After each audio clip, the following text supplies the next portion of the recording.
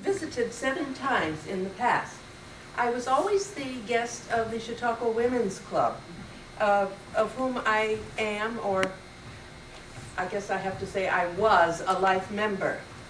I once made the statement that the Chautauqua Women's Club program is comprehensive in scope, forceful in appeal, valuable to members of women's clubs everywhere, and interesting to everyone.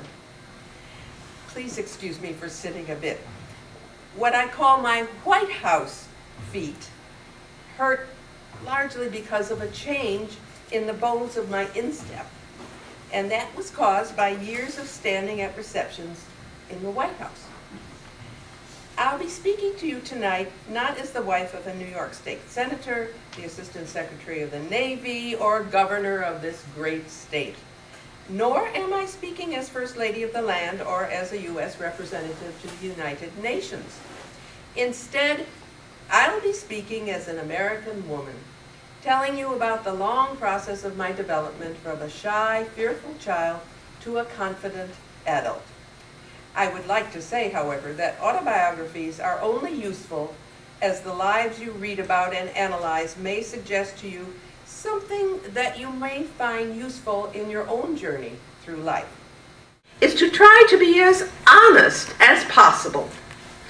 To me, who dreamed so much as a child, who made a dream world in which I was the heroine of an unending story, the lives of the people around me have continued to have a certain storybook quality. I learned something which has stood me in good stead many times. The most important thing in any relationship is not what you get, but what you give. The more the world speeds up, the more it seems necessary that we should learn to pick out of the past the things that we feel were important and beautiful then. One of these things was a quality of tranquility in people, which you rarely meet today. Perhaps one must have certain periods of life lived in more or less tranquil surroundings in order to attain that particular quality. I read not long ago these words: "Back of tranquility lies always conquered unhappiness." That may be so, but perhaps our grandparents found it a little easier to conquer unhappiness because their lives were not lived at high tension so constantly. Certainly, all of us must conquer some unhappiness in our lives. From the time of my marriage, the life I lived seems more closely allied with the life that all of us know today. It was colorful, active, and interesting. The lessons learned were those of adaptability and adjustment, and finally of self-reliance and developing into an individual, as every human being must. The purpose of life, after all, is to live, to taste experience to the utmost, to reach out eagerly and without fear for newer and richer experiences. Perhaps the most important thing that has come out of my life is the discovery that if you prepare yourself at every point as well as you can, with whatever means you may have, however meager they may seem, you will be able to grasp opportunity for broader experience when it appears. Without preparation, you cannot do it. One must never, for whatever reason, turn his back on life. And I have learned that friendship with oneself is all important, because without it, one cannot be friends with anyone else in the world. I was named Anna Eleanor Roosevelt. The Anna was after my mother, Anna Hall Roosevelt, and my aunt, Anna. The Eleanor was after my father, Elliot. From an early age, I preferred to be called by my middle name. I was a shy, solemn child, even at the age of 2, and I am sure that even when I danced, I never smiled. My earliest recollections are of being dressed up and allowed to come down to dance for a group of gentlemen who applauded and laughed as I pirouetted before them. Finally, my father would pick me up and hold me high in the air. He dominated my life as long as he lived, and was the love of my life for many years after he died. "Come in, Granny." If a visitor was there, she might turn and say, "She is such a funny child, so old-fashioned that we always call her Granny." I wanted to sink through the floor in shame. Just before I was 10 years old, word came that my father had died. My aunts told me, but I simply refused to believe it. My grandmother Hall decided that we children should not go to the funeral, and so I had no tangible thing to make death real to me. From that time on, I knew in my mind that my father was dead, and yet I lived with him more closely, probably, than I had when he was alive. After my father's death, my grandmother allowed me less and less contact with his family, the Roosevelts of Oyster Bay, so I saw little of those cousins. Thank you, my dear. I did, however, pay 1 or 2 short visits to Aunt Edith and Uncle Theodore Roosevelt in summer. My cousin Alice, who was nearest my age, was so much more sophisticated and grown up that I was in great awe of her. She was better at sports, and my having so few companions of my own age put me at a great disadvantage with other young people. It was only later in life I realized that no one can make you feel inferior without your consent. I was a poor dancer, and the climax of the Roosevelt parties was always a dance. What inappropriate dresses I wore, and worst of all, they were above my knees. I still remember my gratitude to my 5th cousin, Franklin, when he came and asked me to dance with him.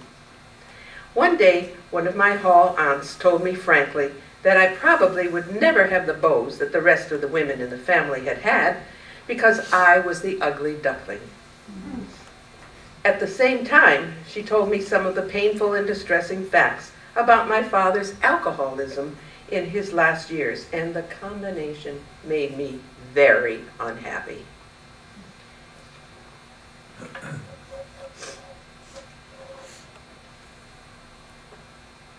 At about age 18,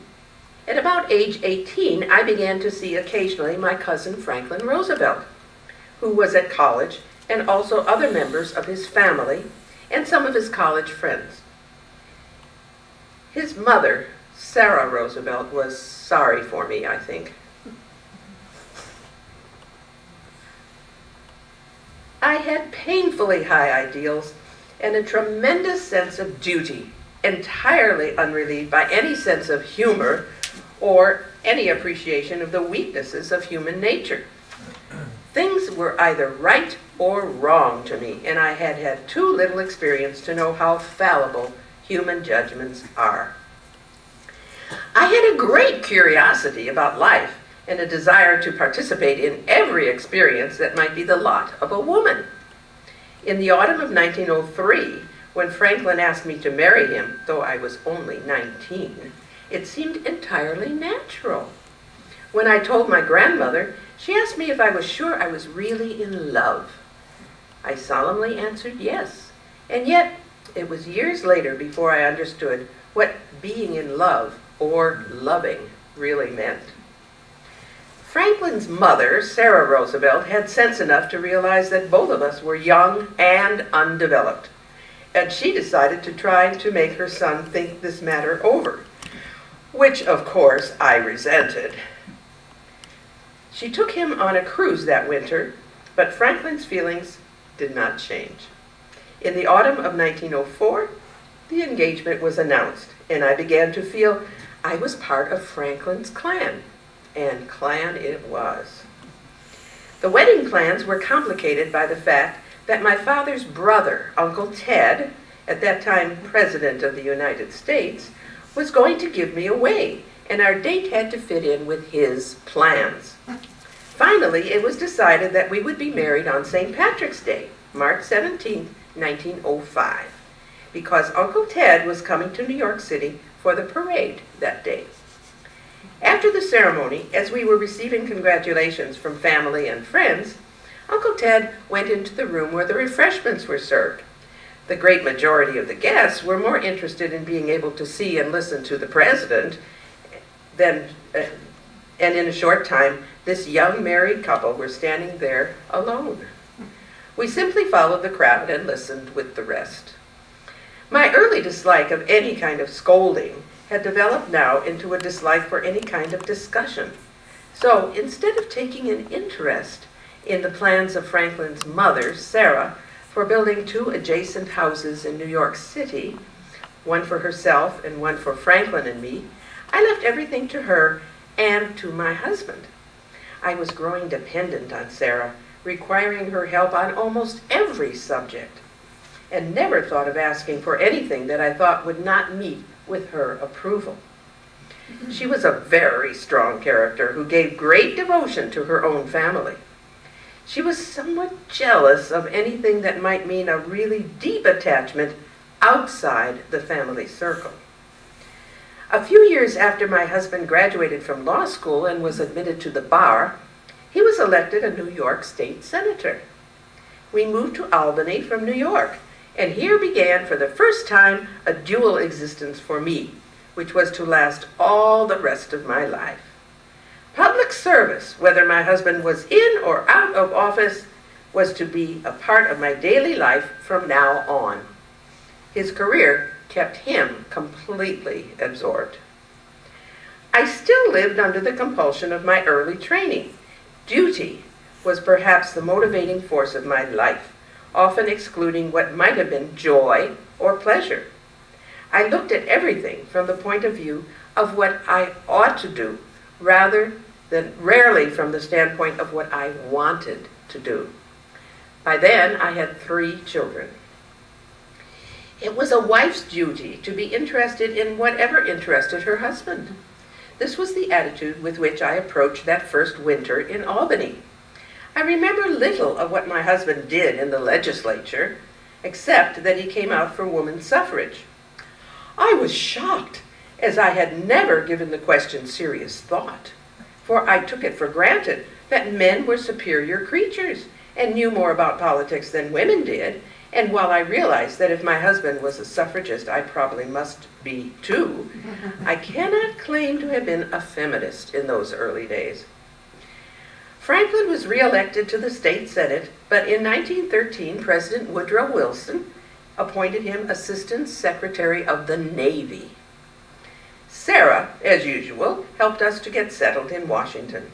I had come a long way since I had moved up to Albany, for then I never could have paid those first calls to introduce myself to other Navy personnel wives.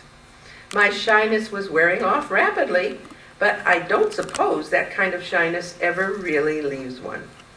To this day, it sweeps over me occasionally when I face a crowd, and I wish the ground would open and swallow me. Now that this literally has happened, I feel better about public speaking. We lived a kind of social life I had never known before, dining out night after night and having people dine with us about once a week. I could have learned much about politics and government, but I think the whole of my life remained centered in the family, soon to include 5 children. Outside of the exclusively personal life, there was the social aspect, which then seemed to me most important. During World War I, when my grandmother suggested my brother should buy a substitute instead of going to war, I responded hotly that it would be a disgrace to pay anyone to risk his life for you. This was my first really outspoken declaration against the accepted standards of the surroundings in which I had spent my childhood. I marked the fact that either my husband or an increasing ability to think for myself was changing my point of view. When the war began, I did little war work beyond the inevitable knitting, which every woman undertook and which became a constant habit. No one moved without her knitting. Later, my time was filled with a variety of war activities, such as the Red Cross canteen and visiting Navy hospitals. I was learning to have a certain confidence in myself and in my ability to meet emergencies and to deal with them. Out of these contacts during the war, I became a more tolerant person, far less sure of my own beliefs and methods, but more determined to try for certain ultimate objectives. I had gained some assurance about my ability to run things and the knowledge that there is joy in accomplishing a good job. I knew more about the human heart. Gradually, I was learning that what one has to do usually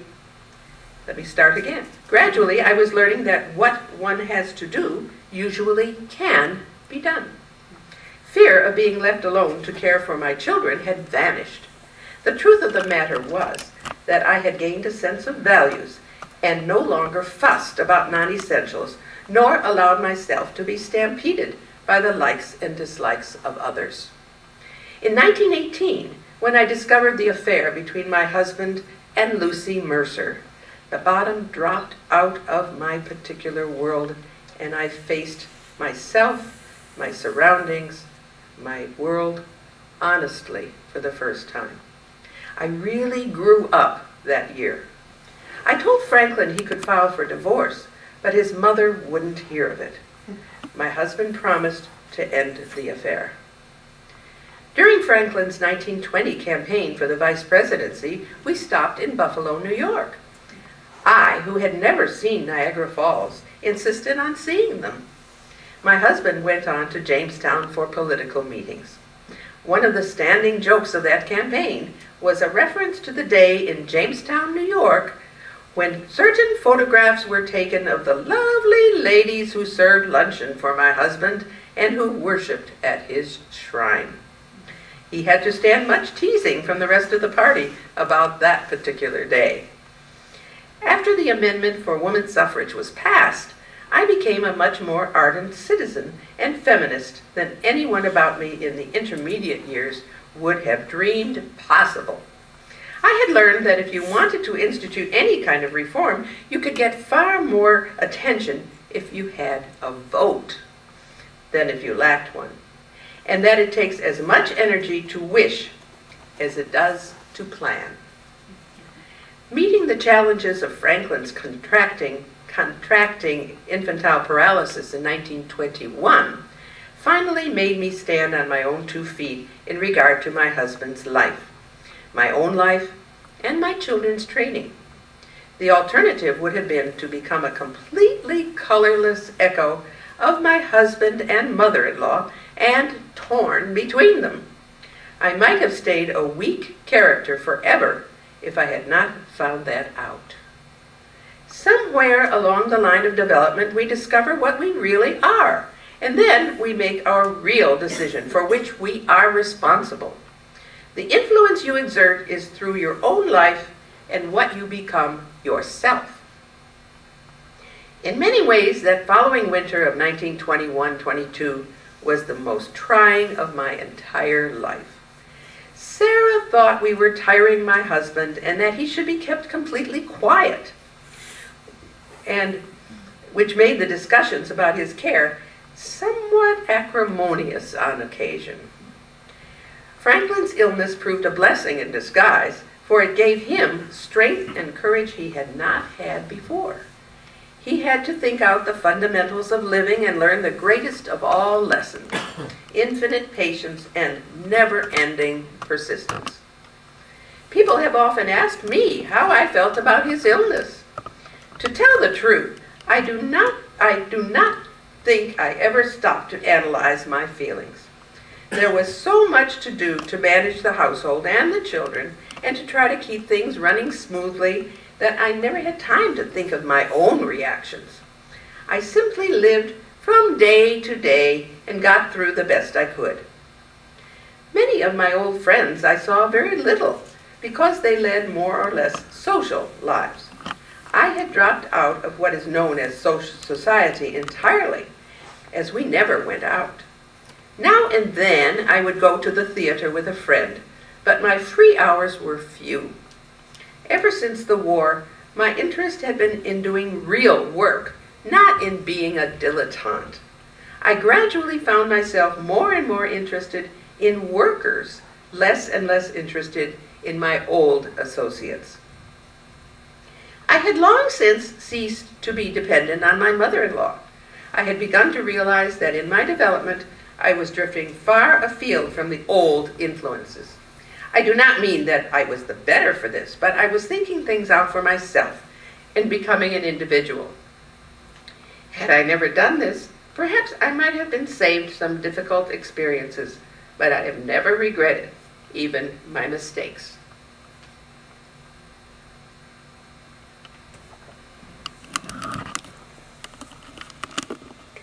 I began teaching at a private school in New York City in 1927. I gave courses in American history, in English and American literature, and in current events. I took the students to see the tenements, the big markets, and various other places in the city. Nothing we learn in this world is ever wasted, and I have come to the conclusion that practically nothing we ever do ever stands by itself. In one of my many speeches at Chautauqua Institution, I said in 1932, "There is one important lesson that we have learned for all time, that one part of the country or one group cannot prosper while the rest suffer. That is the first lesson which we should gratefully accept." In 1933, also at Chautauqua, I said, "I feel that we should all enlist in the Army of Peace, which is now trying to solve some of the biggest questions that this country or any other country has ever faced. And I believe that we women in this country have a very great responsibility, because we grew out of the old world and we are now the young and vigorous nation. We are more able to try experiments. We are more able to do new things. We ought to be able here to bear our burdens better." You might say a woman is like a tea bag.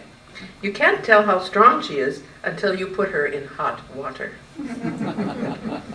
When I first went to Washington, I had been writing a weekly column and a page in the Woman's Home Companion, as well as many articles for other magazines. But United Features Syndicate suggested I do a daily column in the form of a diary.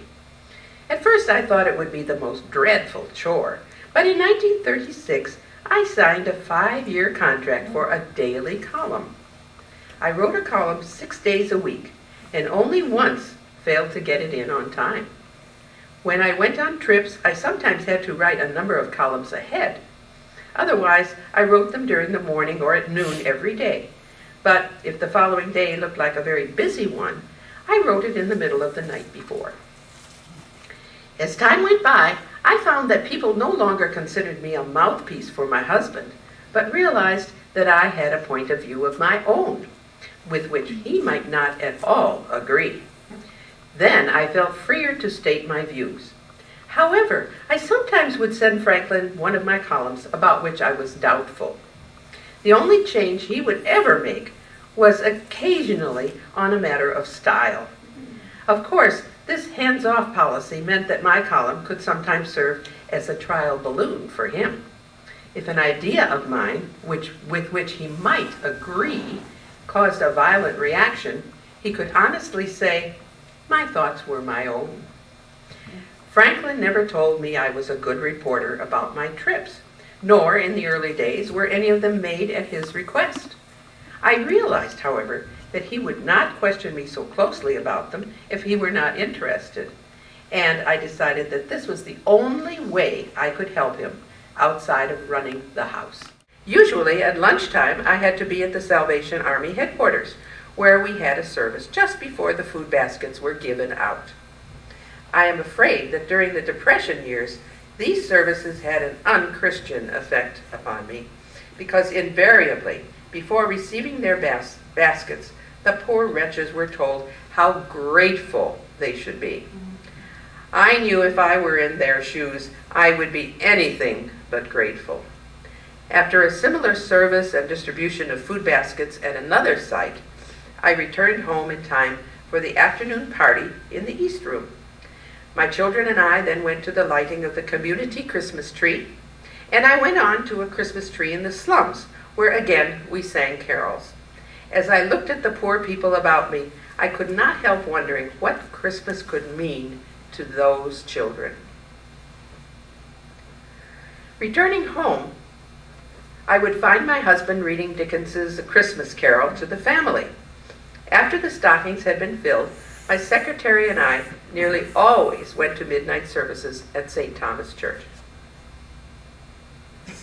At the time of World War I felt keenly that I wanted to do everything possible to prevent future war, but I never felt it in the same way that I did during World War II, as my sons went off to war. I identified myself with all the other women who were going through the same slow death, and I kept praying that I might be able to prevent a repetition of the stupidity called war. Anyone who thinks must think of the next war as they would of suicide. Before we went to Washington in 1933, I had frankly faced my own personal situation. In my early married years, the pattern of my life had been largely my mother-in-law's. Later, it was the children and Franklin who made that pattern. When the last child went to boarding school, I began to want to do things on my own, to use my own mind and abilities for my own aims. In Washington, I felt sure that I would be able to use the opportunities which came to me to help Franklin gain the objectives he cared about. He might have been happier with a wife who was completely uncritical. That I was never able to be, and he had to find it in other people. Nevertheless, I think I sometimes acted as a spur, even though the spurring was not always wanted or welcome. I was one of those who served his purposes. I developed the following advice about campaign behavior for wives. Always be on time, do as little talking as humanly possible, lean back in the parade car so everybody can see the president. On the whole, I think I lived those Washington years very impersonally. It was almost as though I had erected someone outside myself who was the president's wife. I was lost somewhere deep down inside myself. That is the way I felt and worked until I left the White House. After Franklin's death, I had to face the future as countless other women have faced it without their husbands. The readjustments to being alone, without someone else as a center of life, with no children about, would be difficult. Having my secretary with me made it easier at first, but there was still a big vacuum which nothing, not even the passage of years, would fill. I did not want to run an elaborate household again.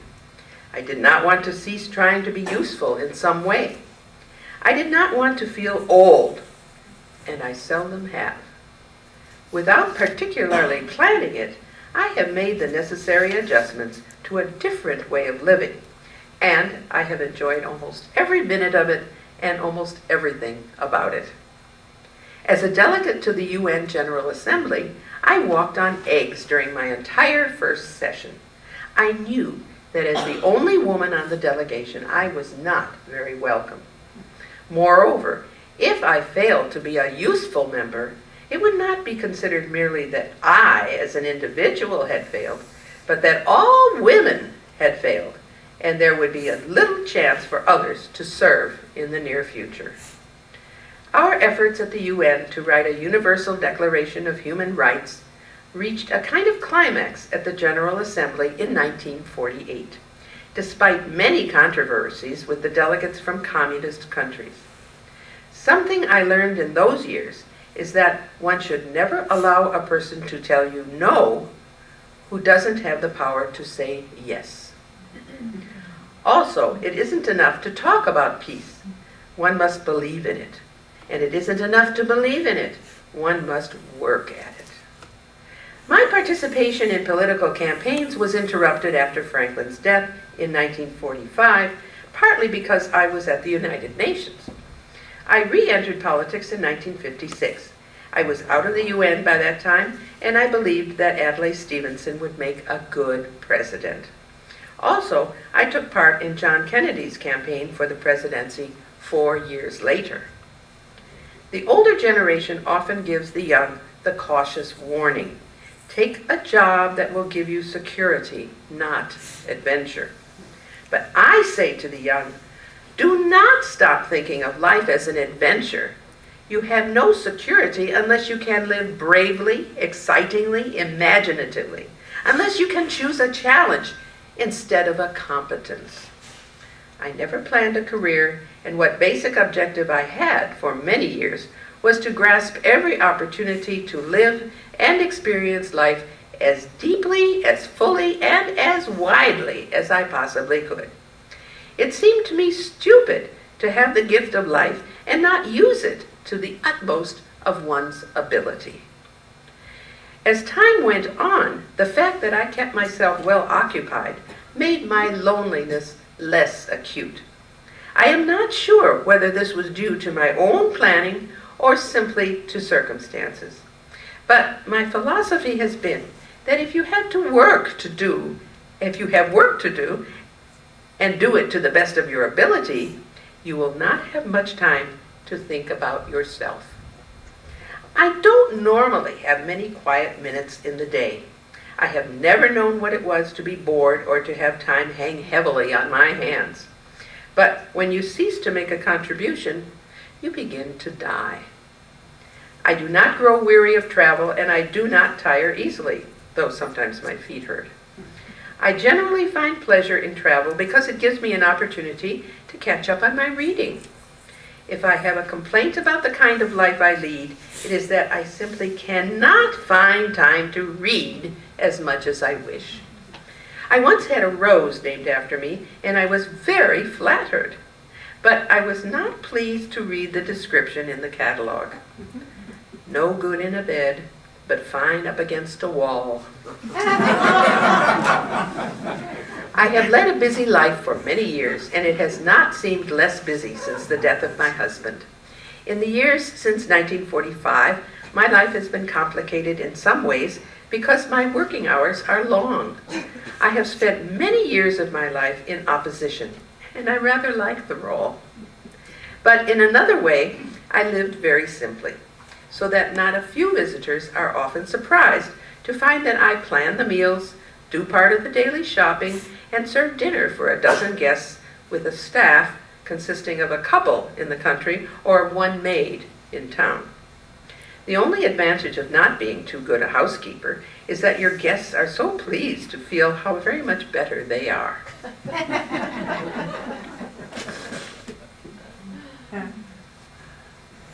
I found that I could live on what I earned by writing, appearing on radio or television, and reading manuscripts at $100 a month for the Junior Literary Guild. These earnings total somewhat more than I spend on living expenses, and it is a good thing they do, because all the income from my inheritance, and more besides, is required to pay my annual taxes. In 1959, on my 75th birthday, I knew that I had long since become aware of my overall objective in life. It stemmed from those early impressions I had gathered when I saw war-torn Europe after World War I. I wanted, with all my heart, a peaceful world, and I knew it could never be achieved on a lasting basis without greater understanding between peoples. It is to these ends that I have, in the main, devoted the past years. It seems to me that America's objective today should be to try to make herself the best possible mirror of democracy that she can. This is the only way other peoples can see for themselves how it works, and can determine for themselves whether this thing is good in itself, whether it is better than what they have, better than what other political and economic systems offer them. There is so much to do, so many engrossing challenges, so many heartbreaking and pressing needs, so much to every day that is profoundly interesting. Perhaps the best I can do is to pray that the youth of today will have the ability to live simply and to get joy out of living, the desire to give of themselves and to make themselves worthy of giving, and the strength to do without anything which does not serve the interests of the brotherhood of man. If I can bequeath these desires to my own children, it seems to me I will not have lived in vain. I would like to close with a short prayer. Dear Lord, lest I continue in my complacent ways, help me to remember that someone died for me today. Help me to remember to ask and to answer, am I worth dying for? Amen. Very good.